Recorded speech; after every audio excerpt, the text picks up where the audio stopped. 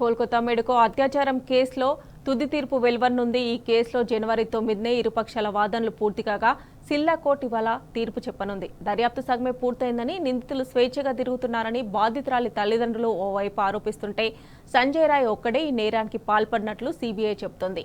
ఈ విరుద్ధ వాదనల నేపథ్యంలో ఇవాళ వెలువడనున్న తుది తీర్పుపై సర్వత్రా ఆసక్తి నెలకొంది.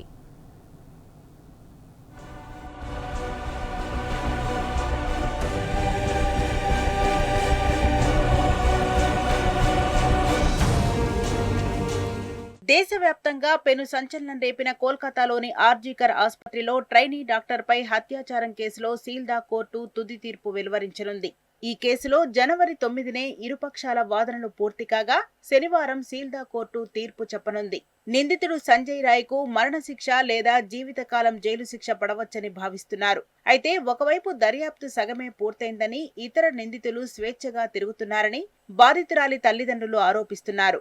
మరోవైపు సీబీఐ మాత్రం నిందితుడు సంజయ్ రాయ్ ఒక్కడే ఈ నేరానికి పాల్పడినట్లు చెబుతోంది. ఈ పరస్పర విరుద్ధ ఆరోపణల మధ్య వెలువడనున్న తుది తీర్పుపై సర్వత్రా ఆసక్తి నెలకొంది.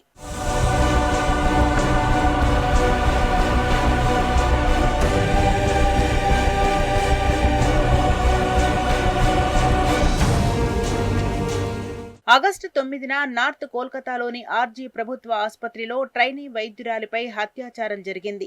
ఈ విషయం వెలుగులోకి వచ్చిన వెంటనే బాధితురాలి మృతదేహాన్ని పోస్టుమార్టం నిమిత్తం ఆసుపత్రికి తరలించారు. ఆమె పోస్టుమార్టం నివేదికలో షాకింగ్ విషయాలు బయటకొచ్చాయి. ఆమె ప్రైవేట్ భాగాల్లోంచి బ్లీడింగ్ అయినట్లు, శరీరంలోని అనేక భాగాలపైన గాయాల గుర్తులు ఉన్నట్లు తేలింది. కానీ ఇందుకు పూర్తి విరుద్ధంగా ఫోరెన్సిక్ నివేదిక ఉండటం గమనార్హం. క్రైమ్ సీన్లో ఎలాంటి పెనుగులాట జరగలేదని, అందుకు సంబంధించిన ఎలాంటి ఆధారాలు తమకు దొరకలేదని ఫోరెన్సిక్ నివేదికలో స్పష్టం చేసింది. బాధితురాలి తల్లిదండ్రులు, నిరసనకారులు రిపోర్టుపై ఫైర్ అయ్యారు. కానీ సాక్ష్యాధారాలు లేకపోవడంతో న్యాయస్థానాలు ఫోరెన్సిక్ నివేదికనే ప్రామాణికంగా తీసుకున్నట్టు తెలుస్తోంది.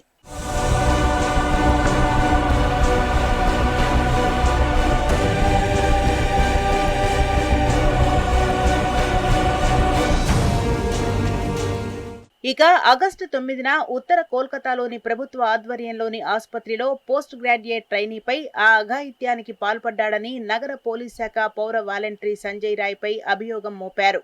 సీల్డా అదనపు జిల్లా sessions judge Anirban Das court ముందు విచారణ మొదలైన 57 రోజుల తర్వాత తీర్పు శనివారం వెలువడనుంది. ఈ కేసును దర్యాప్తు చేస్తున్న కోల్కతా పోలీసులు ఆసుపత్రి సెమినార్ గదిలో నుంచి మెడికో మృతదేహాన్ని స్వాధీనం చేసుకున్న మర్నాడు ఆగస్టు 10న సంజయ్ రాయ్ను అరెస్ట్ చేశారు.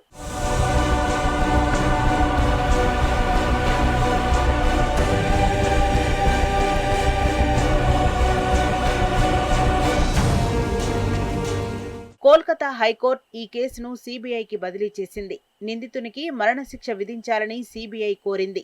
డాక్టర్ అత్యాచారంపై రహస్య విచారణ నవంబర్ 12న మొదలైంది. 50 మంది సాక్షులను విచారించారు. కేసులో రాయ్ విచారణ ఈ నెల 9న ముగిసింది.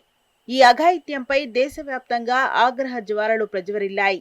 హతురాలికి న్యాయం, ప్రభుత్వ ఆసుపత్రిలో గట్టి భద్రతా ఏర్పాట్లు కోరుతూ కోల్కతా జూనియర్ డాక్టర్లు సుదీర్ఘకాలం నిరసన ప్రదర్శనలు నిర్వహించారు. బీజేపీతో సహా ప్రతికూల రాజకీయ పార్టీలు తీవ్ర స్థాయిలో నిరసన వ్యక్తం చేశాయి.